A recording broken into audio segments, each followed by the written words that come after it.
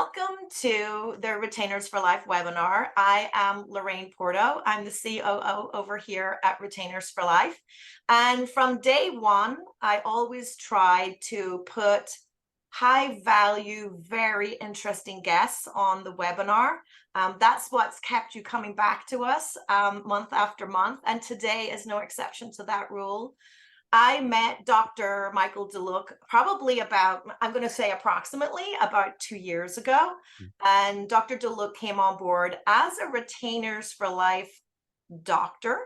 And at the time, and you can correct me if I'm wrong, please do, you were a practicing orthodontist, but Yep, today you're not. correct. And I think that for me is a really interesting story about how this happened. And I want you to tell us all about it. So welcome so much, Dr. DeLuke. So much appreciate you being here. Well, thank you so much, Lorraine, for having me. I'm looking forward to the conversation. I've enjoyed our conversations over the past couple of years and enjoyed working with Retainers for Life very much. So I'm looking forward to speaking with you more about Doc today. Yeah, I appreciate that. And of course, I would always love to dive down the rabbit hole of Retainers for Life, but we're not going to do that today because today is about you. Well, Now, thank you. for people that are watching, and I think always when I'm watching a webinar, I have a tendency to sort of Google while I'm doing it. So your website is www.theorthocoach.com. Correct. Yep. So for anybody that's interested in doing a quick Google and looking through your website, do it because it'll help clarify sort of where you came from and where you're going. And so I'm going to ask you what inspired you to become an orthodontic coach. And I'm excited to hear how that happened. So I've always been involved in teaching education side of dentistry and orthodontics ever since I started practicing in the early 2000s. I was a faculty member at multiple hospitals, teaching orthodontic residents, teaching general practice residents in a general practice residency on a cleft craniofacial team. So the educational side of things is something I've been extremely passionate about. When I was a full-time clinician, I started my own practice in 2005 from nothing, right out of my residency, built it up from scratch, ran it myself with my wife as helping in the background as a solo doc practice until just this past year. Along that journey, I always knew there was something burning inside of me to want to teach on a bigger scale. And so I did it, as I said, kind of a part-time, once or twice a month at different clinics and hospitals where I was on faculty. But I knew I wanted to devote more time and energy to it kind of in the second half of my career. And that's where I really ultimately got to the point where, as I was approaching kind of 20 years into private practice, I said, this is the time to do it. It's now or never. And that's where I decided to head in this direction. Was there like a turning point where you were like, I'm going to leave that? Like, was there a moment in time where you said, this is it? Was there something specific that happened, or was this more of it was a desire from day one? So yes, there was kind of a climax point where I said, okay, this is going to be the time. And a lot of that, as with a lot of people in a lot of different industries throughout the world, COVID, the shutdown was kind of a point at which I stopped and caught my breath a little bit. As the docs out there know, when you're in private practice and you're going along, and I was very fortunate and thankful to have built a very busy and successful private practice. You're going 100 miles an hour, and it's hard to really get perspective on kind of where you are in your journey at that point. I had all these goals of what I wanted to do and in my practice, and I had achieved them, but then you get to that pinnacle and you're saying, okay, I have some other goals of things, and how am I going to do those too? And so COVID gave me a little bit of time for the first time to kind of step back, take a breath and say, like, okay, how am I going to execute this next half of my career? And can I do it and practice? So I tried to bring in an associate for a few years. Chris Benson and Doug Koppel had valued my practice. And I had a guy, actually hired him in mid 2019. Didn't work out. I had to let him go after just a few weeks. So I had really gotten to the point where I had exhausted a lot of options, and I was in upstate New York in an area where there just really aren't orthodontists appearing all the time. And so Chris Benson actually said that when he had looked at my practice, and he said, you put this practice in the South, you're going to have a line a mile long of Yeah. docs that want to come work for you. He's like, but in Schenectady, New York, he's like, might be a little bit of a tough sell. So he was right, as he obviously knows the industry very well. Right. And yeah, seriously. I mean, he was prophetic in that. I remember right where my wife and I were standing when he said that. And it just didn't work out with the guy that I brought in for various reasons. And that was a moment where I kind of said, so that's mid 2019, where I kind of said, okay, I've just tried for like 3.5 years to bring someone in. I didn't want to just bring anyone in. I had a tremendous relationship with my patients. So I was proud to have built a really good reputation in my community. And I didn't want to just bring someone in just to bring someone in. I really wanted to bring someone in that would be able to, we'd keep the patient volume the same. I would decrease the number of patients I was seeing. He or she would increase their volume, and I would be able to use that extra time to go out and teach. So that was really my plan. It was a good plan. Yeah. Yeah. I mean, on paper, it was great. It was looking great. And when that didn't work out, I got to the point where I said, well, I can just kind of keep, after that failed in 2019 and didn't work out, started having to think about, well, what am I going to do here? I can't just keep trying to find associates. I can't just bring someone else in right away. It's not that easy to find someone up there, as I said. And then COVID hit. And I said, okay, I really got to think about this. My vision is not to practice another 20 years in the capacity I am right now. As much as I loved what I did clinically and I was extremely passionate about it, I really had this burning desire to go out and be in the coaching and consulting side. And with my personality, I knew because I'm an all-in type of person, I wasn't going to be successful at trying to balance both. And how do I scale the practice down? It's booming. What do you do? Just start telling certain patients you're not going to bring them in? It's a very hard thing to do. It sounds easy, but to implement something like that, and trust me, I thought about it, didn't make sense. So I said, and I got offers from corporates to sell my practice for a lot. And I turned it down because I was confident if they couldn't, I have nothing wrong with the corporate model. I get why people do it. I'm not disparaging it in any way. Yes. For me, however, I knew the trouble that all the colleagues in that area were having finding a doctor. I wasn't alone in this. The number of orthodontists in that community were shrinking considerably. Yes. And I said, if I can't find someone, then corporate's going to come in. They're just going to put someone here that my patients may or may not do the best for my patients. And I couldn't live with that. So I said, I own my building. I own all my assets, had no debt on any of it. And I said, I'm going to sell those assets off and phase down my practice. And it's a very unconventional approach, but I literally did that. Very unconventional. Yeah, I literally phased it down. I finished every single case I started with my own two hands. And everybody else that was on observation or in between phases, we helped transition to a new provider and slowed it down. And as I was slowing it down, I started building up this concept. And I'm going to ask sort of that question that we talked about earlier before we came on camera, which is there any questions that I'm not allowed to ask? Because I know everybody's thinking this, especially all the women in the industry, is like, what was your wife thinking through all of this? Because that's a big change, right? You moved from Schenectady to Florida, right?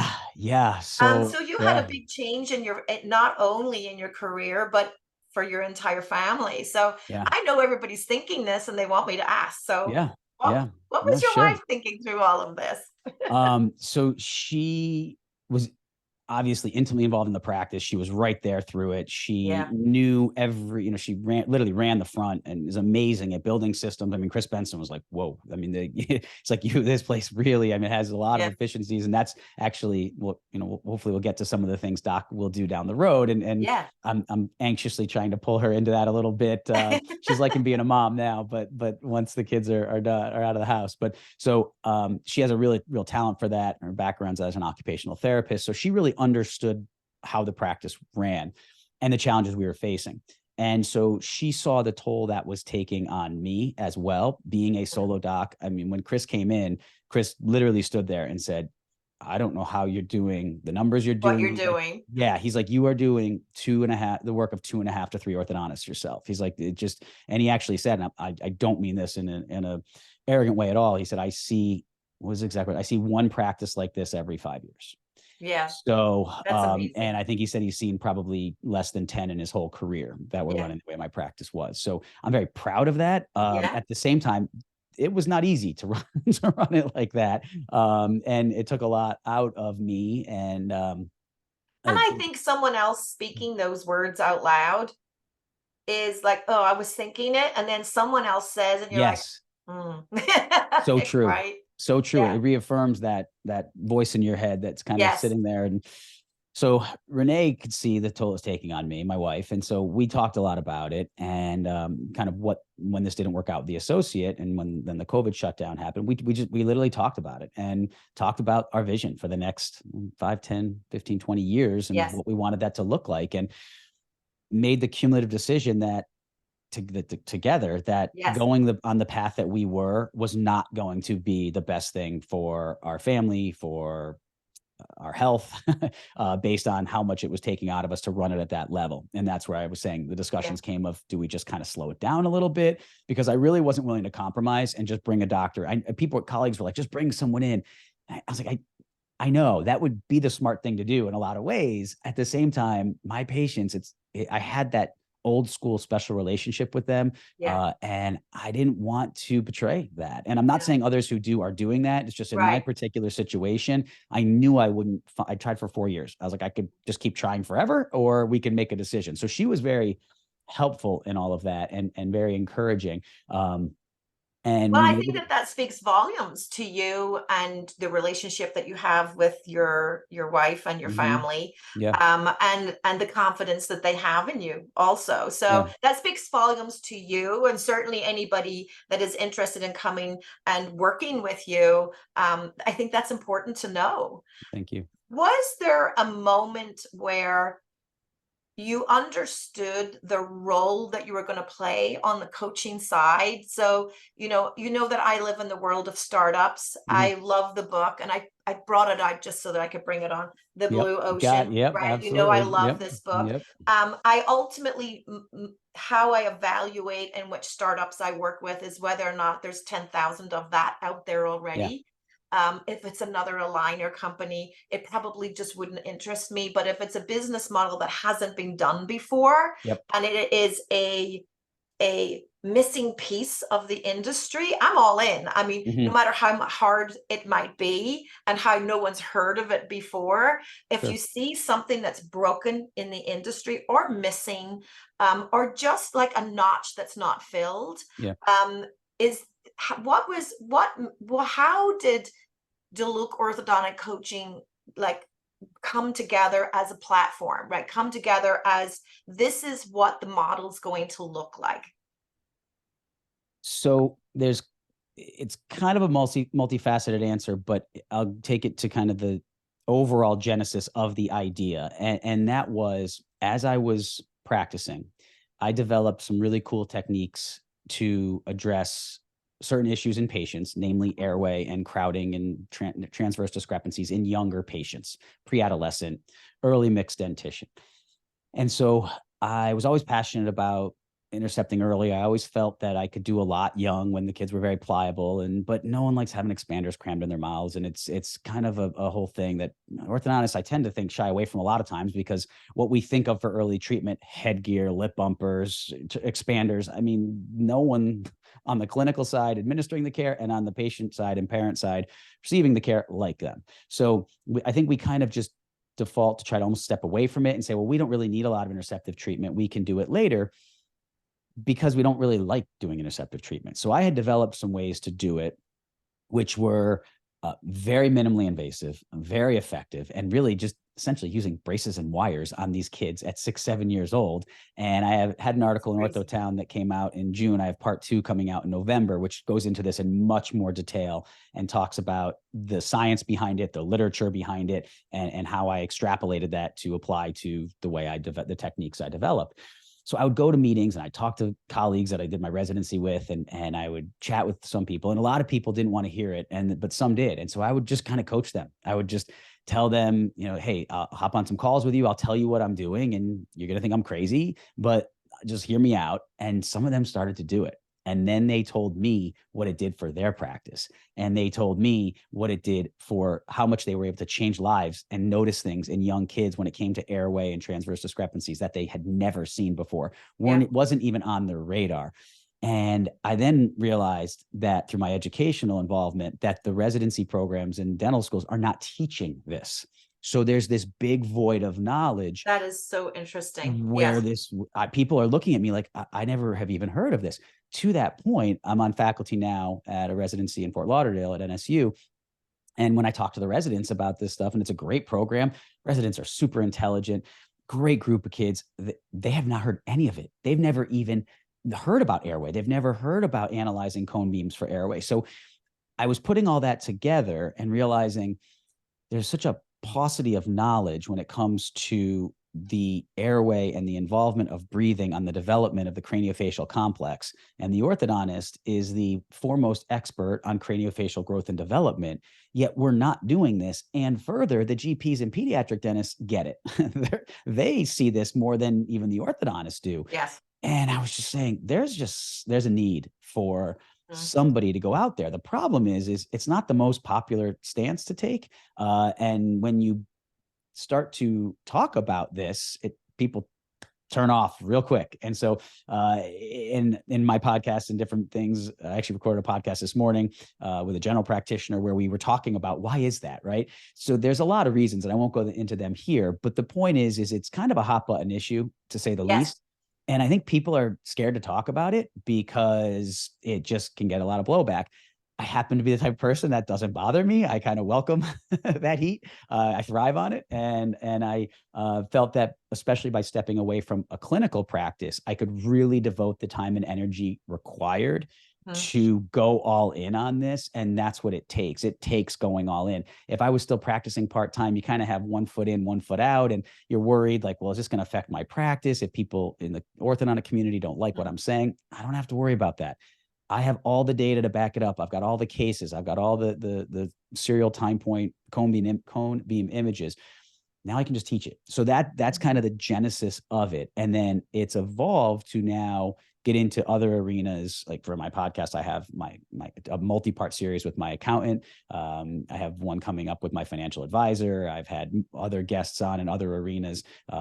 So it's become a much more broad mission. I've now developed it into where I do one-on-one coaching with docs who take my CE courses. So I became an ADA CERP recognized provider, and I built a really robust continuing ed platform on my website. And so as follow-up, a lot of docs will do coaching with me. So it's primarily right now in the arena of that interceptive treatment airway, but I'm building something to get into a lot more clinical expertise in other arenas. That won't be all I'm talking about all the time. It's just because that was my passion. And I had I finished that. I had so many colleagues say to me, you literally, and my final thing I'll say on the cleft craniofacial team, the head surgeon and the head ENT, I started doing this on patients with craniofacial anomalies, and the head surgeon and the ENT literally, Shunada Teo and Jason Mouzakis, and they'll be coming up on the podcast in the near future. We're like, Mike, you need to go teach this. Yes. Hard stop. They're like, I just kept saying to them, I don't have time. Like, that's all great. And they would say, you will change the way we approach cleft craniofacial care. Like they saw what was happening in these patients. They saw how much easier the surgeries were getting. The ENT saw what it was doing for these airways. And he's going, they're all just, they would call residents over, no joke, in our rounds. And they'd be like, you need to look at what Dr. DeLuke is doing. Yeah. So those things really motivated me. And it just was always in the back of my head. And then I said, when the rest of it came into play, I said, this is the time. So that became sort of the platform for you to build from. And I think, well, first of all, that's amazing.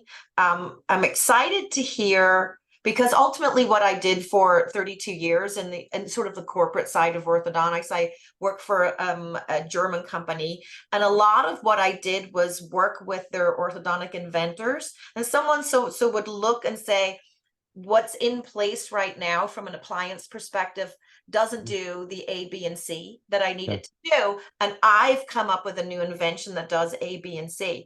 What's really interesting about what you have done is you haven't reinvented the wheel, is that you had discovered that the tools that we have sitting chair side Mhm. can solve problems that we didn't even know we could.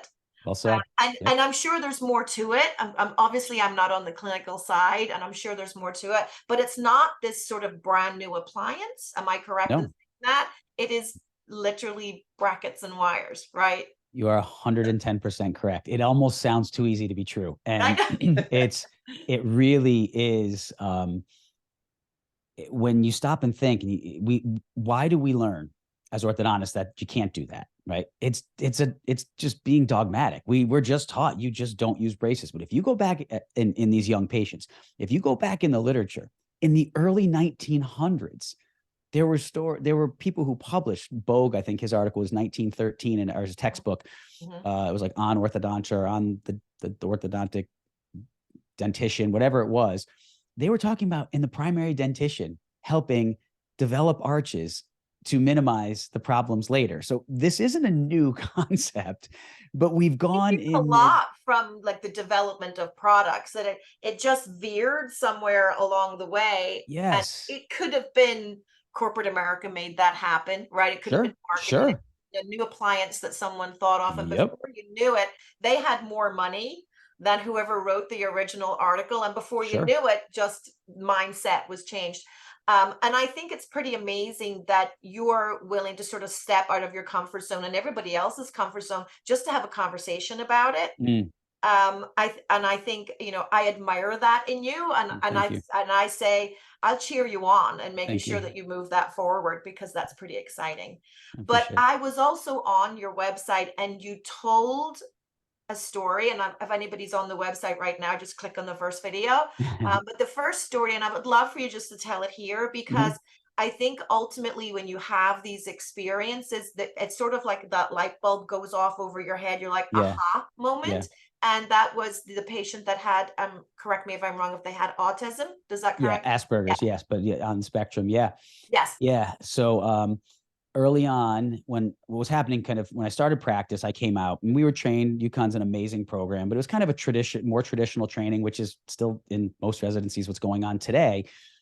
And we didn't talk about airway, and cone beam, in fairness, really was like just coming out, and they weren't taking these things on kids, and it was higher radiation. So it really wasn't on our radar, even though, ironically, airway's been talked about in our profession. If you go back in the literature, literally till the early 1900s as well, that's nothing new, even though we act like it is.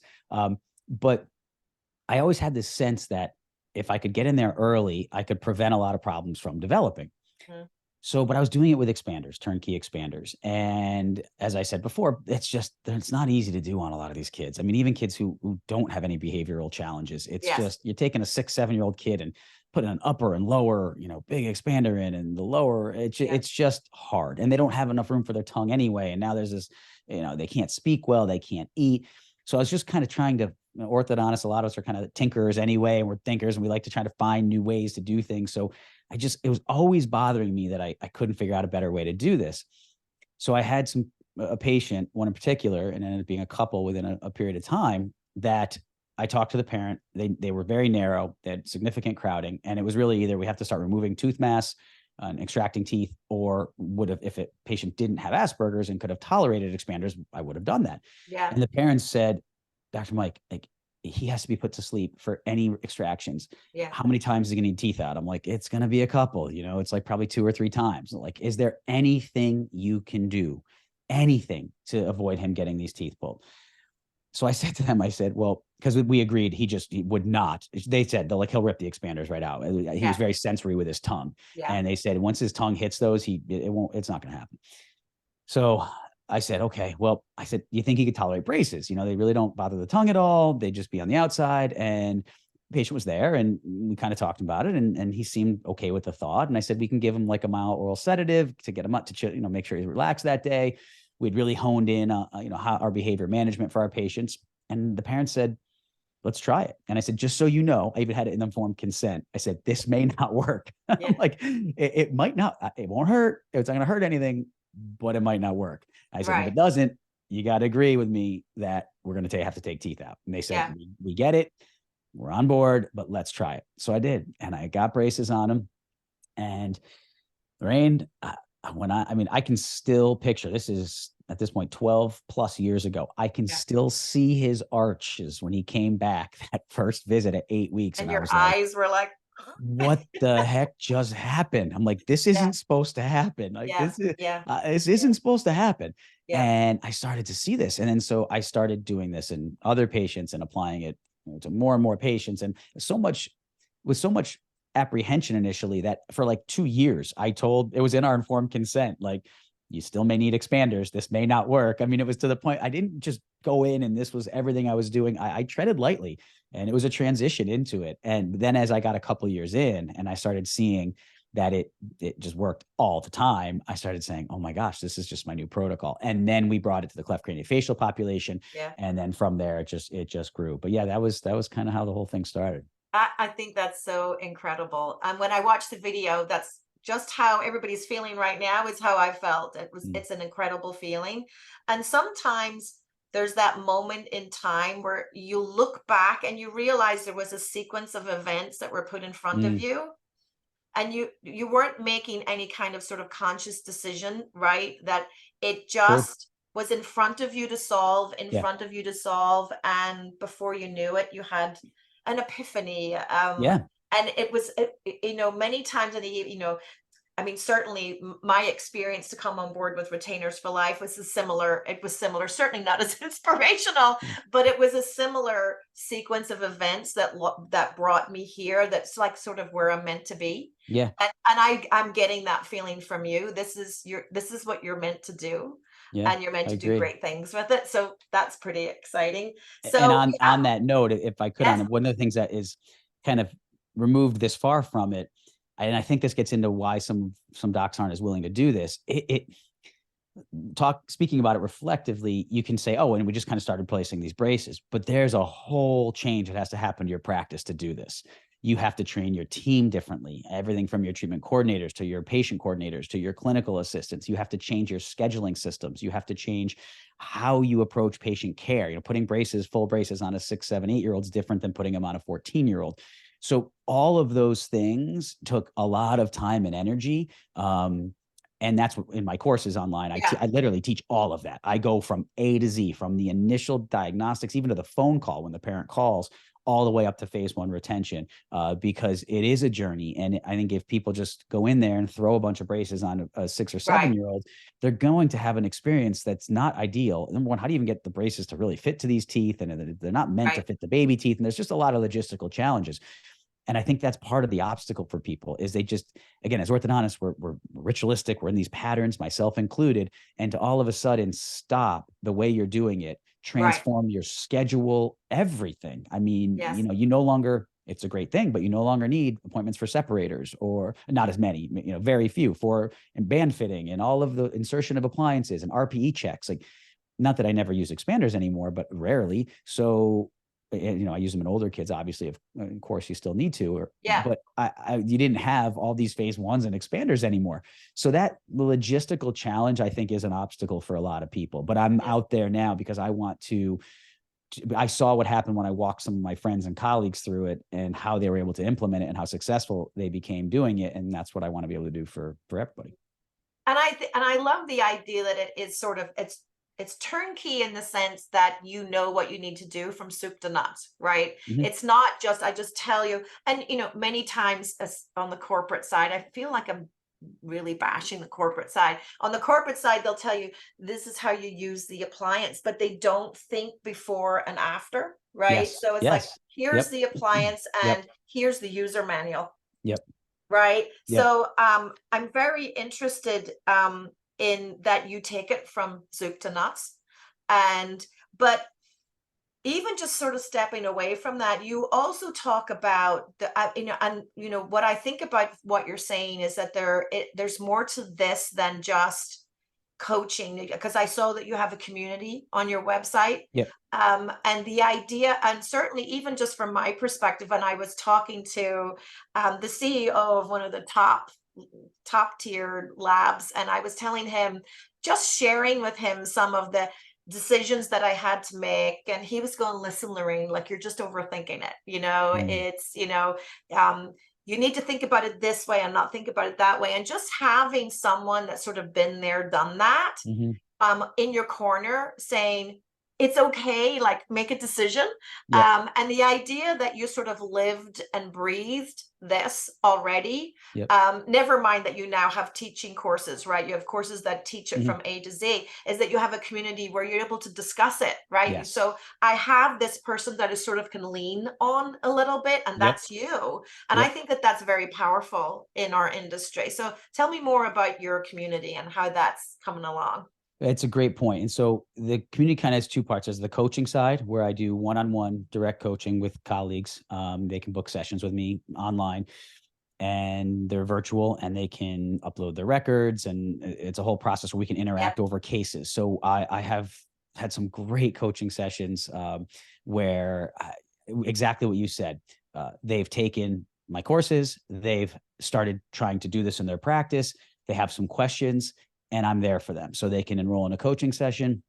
They go online, enroll, it linked up to my schedule. They book it when it works for them and their schedule. And it goes through the instructions of how they would, what they should upload. I review their case ahead of time. So I'm prepared for it. And we go in and we just talk about it. And I had a recent coaching session, which just actually was, I guess it was Monday. It was very recent. It was only a few days ago, but I had a recent coaching session and it was great. I mean, they had a few cases for me and they had never really looked at cone beams for the airway. Mhm. And so they had a cone beam. They understood it, the sort of, looking at adenoids and some of the bigger anatomy that you would see that could be an issue, but they had never really, as I teach people, take the tour of the airway, looking at the nasal passageways and looking at any impediment to airflow and the tongue position and all of that. And seeing their excitement was so exciting for me because I could see in them as they're getting it, that moment they're going, oh my gosh, that makes sense. That's why. And I said, when you call that mom up now and tell her you were re-reviewing the case, the patient needs to go see the allergist. I said, and they get to the allergist and get the help they need. And it starts to change this girl's Oh, life. And then you're yes. doing what you're doing clinically to help her grow with just braces and wires. Right. You are going to transform this girl's life and you become the hero to these patients and Yes. their families. And I know that's where it's going to be. I know it because I've just Yes. seen it happen and play out, not only in my own practice, but in people I've coached. So that community aspect is me trying to do exactly what you said and not just give them like, okay, here's some courses, take these, figure it out, but be there to guide them Yes. along and help them literally with their cases. And I can do a screen share. So I'm looking at what they're looking at and we bounce ideas back and forth. And it's been really great. I have doctors who I coach, they just literally just want me to review some cases too. And it doesn't have anything to Yes. do with the phase one stuff. They just want another set of eyes and ears on a case and they want my Yeah. opinion. And that's great too. But Yeah. helping provide a supplement to the continuing education portion has been great. And then the Yeah. other part, the locals community, is something that is what's kind of more of a what's coming. I'm trying to build a little bit more of an interaction community. I have shied away from developing a Facebook group for this because I just feel like, number one, it's not really a blue ocean.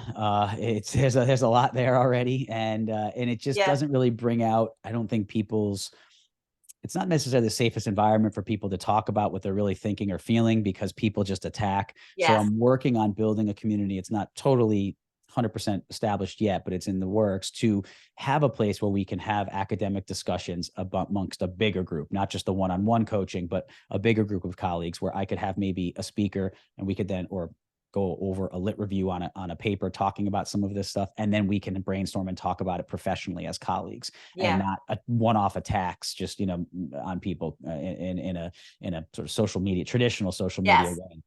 And So, I find that too, sort of those like keyboard warriors that'll just sort of yeah, just sort of vomit onto their keyboards, yeah, and Lord knows what comes out. yeah, And I'm very careful about that also. I like to hold people responsible, to act appropriately, and yep. when they don't, just make sure there's very clear boundaries in place about what's expected. I know that you work a lot in podcasts. We do this also here at Retainers for Life.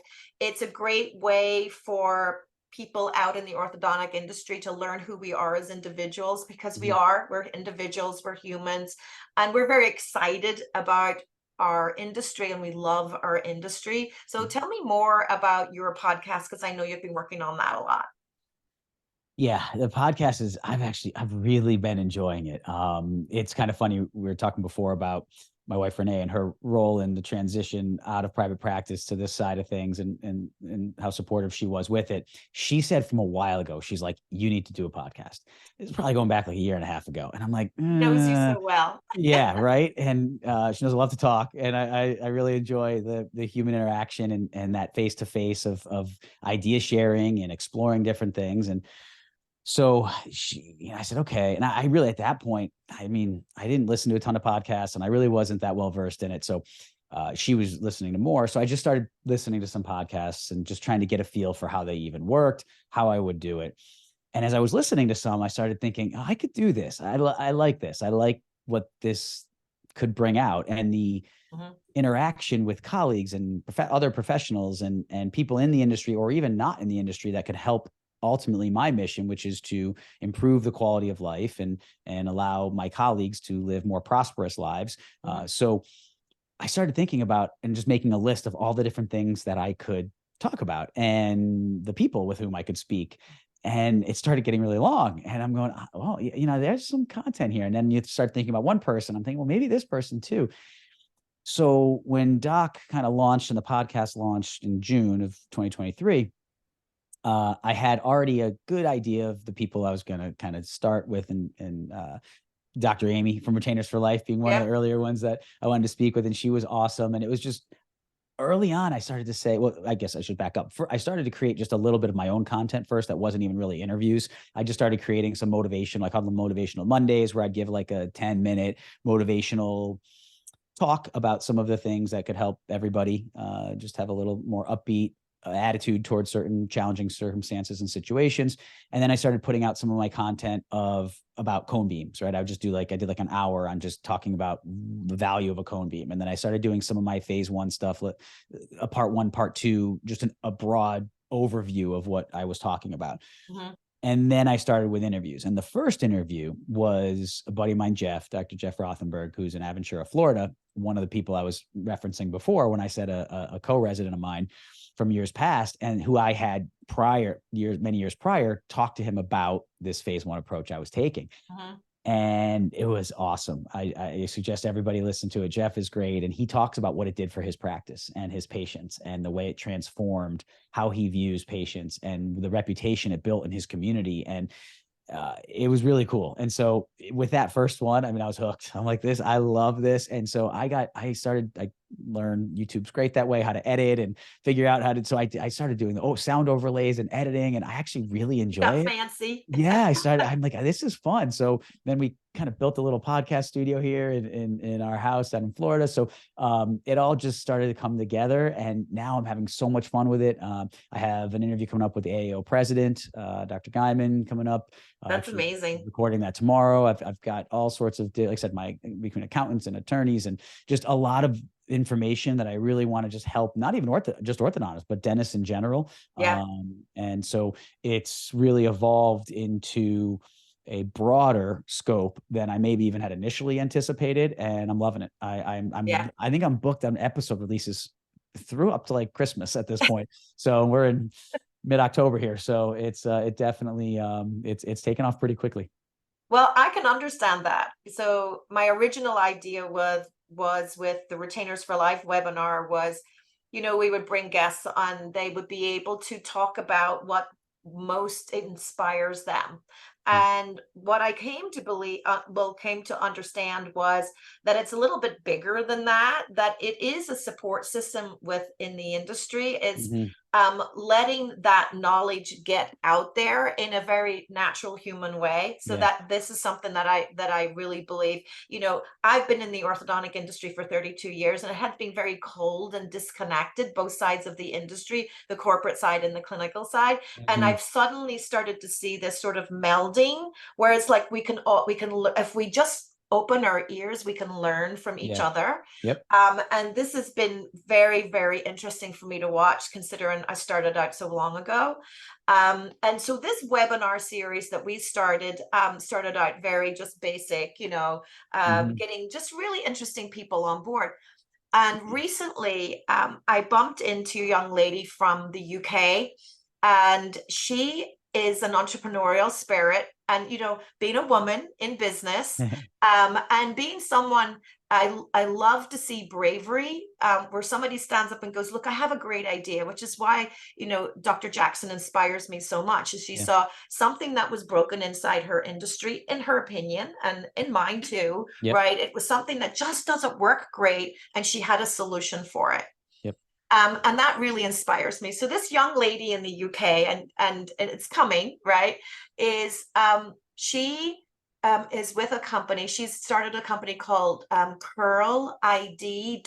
And you're thinking, what is that all about, Lorraine? And it's about this young lady that has really curly hair. And if you're a woman, and there's lots of women watching this, they're a hassle to deal with. You men don't know, you have it so easy, right? You don't know what I'm talking about. Nope. And so what she does is she takes samples from your hair, right? And you send it into this company in the UK. And I'm originally from Ireland, so I'm still living that world quite a bit. And she does an analysis of your hair, and she does it scientifically, and then recommends products. So they're not wow, how cool. Products.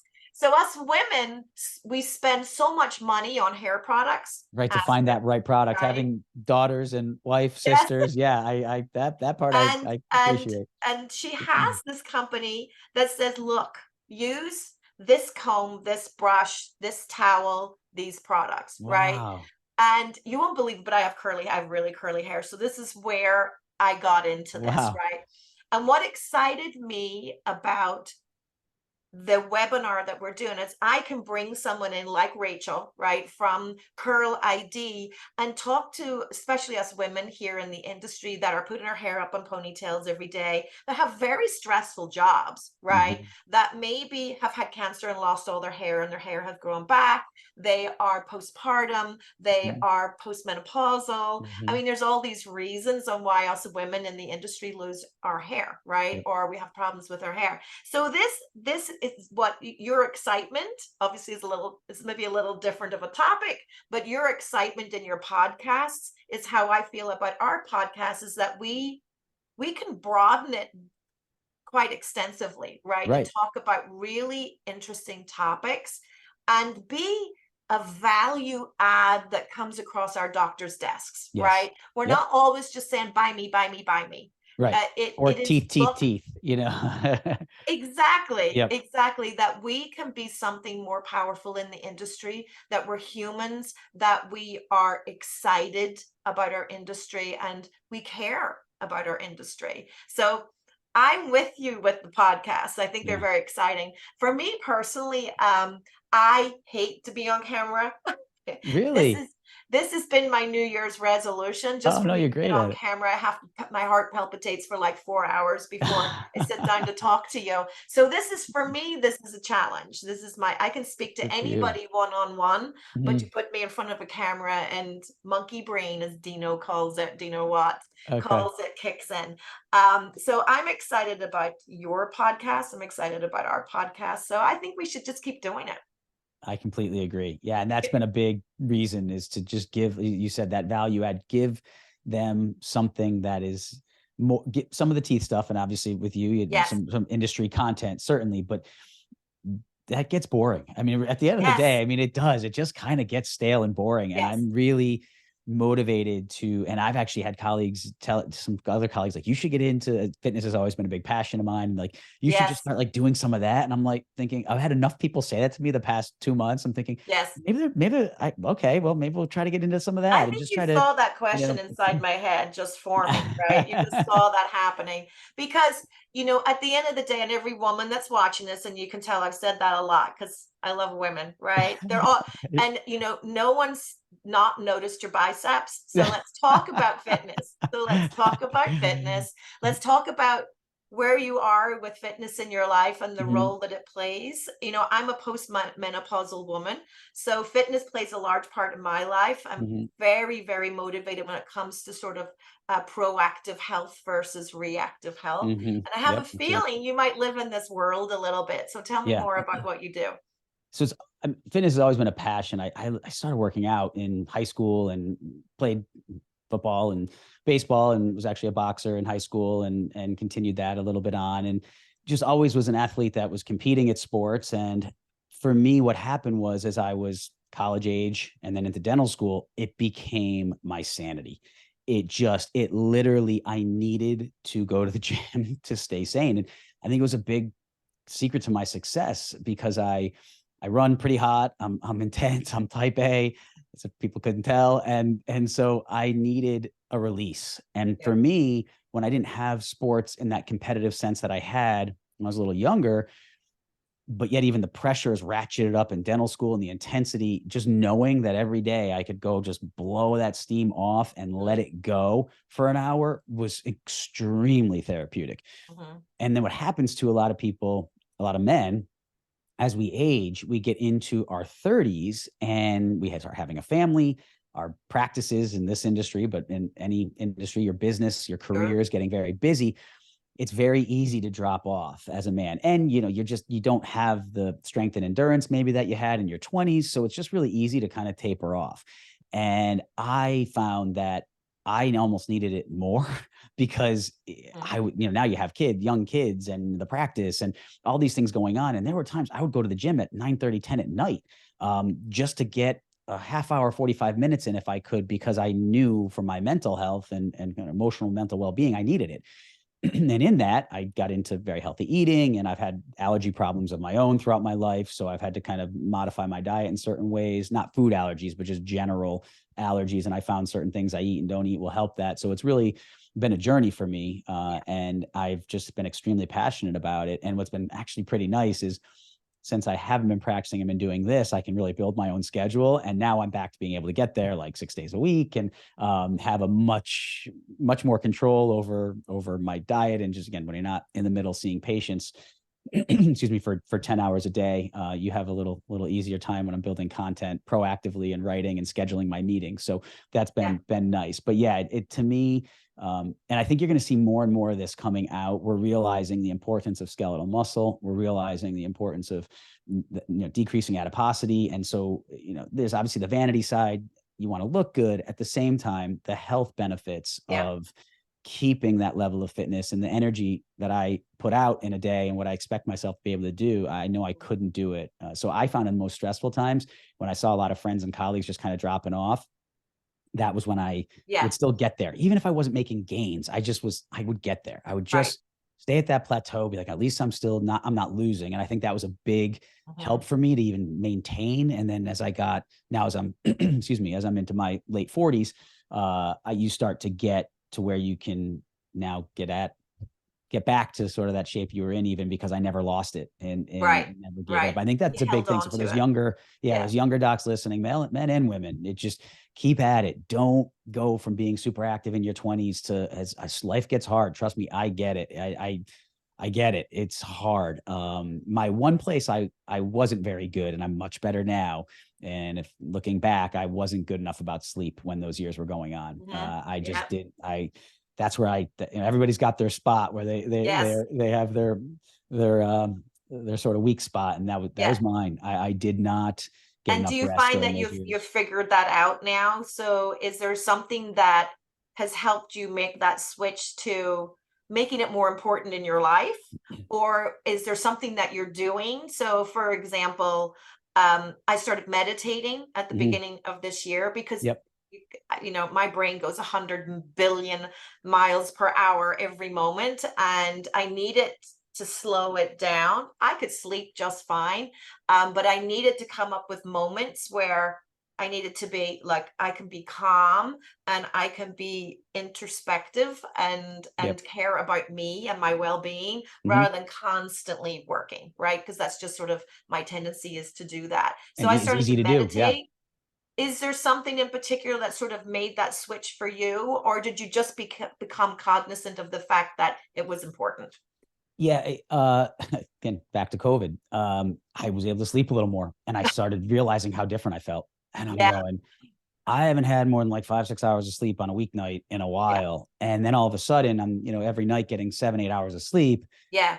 And I just started to feel different, completely different. And I started saying, oh my gosh. And Renee, my wife, she recognized, my parents, my wife, they kind of say like, Mike, you're not getting enough sleep. but I was healthy. I wasn't really getting sick. I was still fit. You're And not you think fine. exactly. I'm like, I'm fine. Yeah. But it was definitely taking a toll in ways I didn't even realize, whether it was my mood, my temperament, my tolerance for certain levels of stress. So for sure, when I made that change during COVID, got some more rest, I noticed it. And that was that moment. I said, COVID was such a turning point for you. right. So It when just you, gives you a moment in your life to sort of make a couple of switches, yeah, right?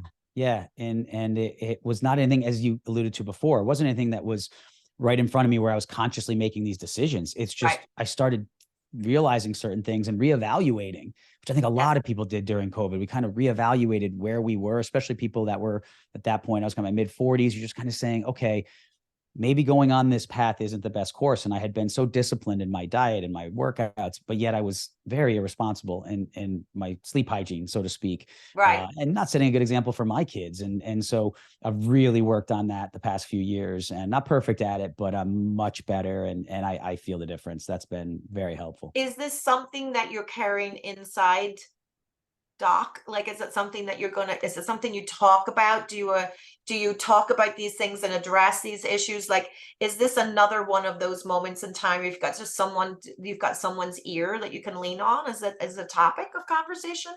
Yeah, that's a great question. So in my earlier episodes, those motivational Mondays I was mentioning, I did some on these health wellness, touching on them just to kind of feel it out, see. And I got really good feedback on them. And Yeah, then coming up next year, I'm going to look to bring some of that into the really official podcast, get yeah. talking to some experts and getting some more concrete conversations going on that. Yeah.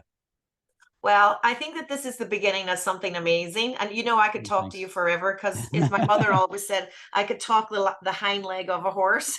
Well, and That's I've an got the Irish same saying. affliction. So But I think that I'm really hoping that this will give people a sense of who you are, because that's important. We always want to do mhm. business with people we like, and a little bit of a sense of what you're bringing to the industry, which I think is amazing. I Thank appreciate you. you so much Thank you. coming Appreciate here you as and well. just spilling the beans and sharing your love. And thank you so much. Well, thank you for having me. I always enjoy speaking with you. And since we spoke back a couple years ago, and been fun for me to watch what Retainers for Life has done, and your Thank you. trajectory as a company. And you're just awesome. And I appreciate your support of Doc. And it's been fun developing this relationship, and look forward to continuing it. All right. Cheers. I appreciate you. Thanks so much. Appreciate you as well. Take care, Lorraine. Thank you guys. Over and out for now. Bye-bye.